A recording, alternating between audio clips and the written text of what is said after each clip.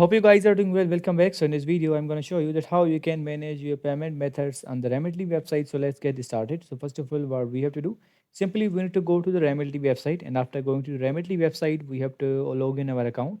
And after logging in our account, what we need to do, we have to click on this profile section. We have to click on this icon. And after clicking on this, what we need to do, we have to go to this payment option. So let's click on this. We need to go to this payment methods. And after clicking on this, as you can see, currently I haven't added any payment method. What we need to do, simply we have to click on this add new payment method. And after clicking on this, what we have to do, simply we have to provide the card number here, then we have to provide the card expiry details, security code, and the name on the card, nickname, and then we have to provide this billing address, and then we have to click on the save. That means you have to add your all card details here, and your first name and the nickname, and then your address here, and that payment method will be added. If you want to add more payment method, you can also do that. You can delete or edit them as well. So in this way, you can add the payment method on the Remitly website. I hope you guys understand this video. So see you guys in the next video.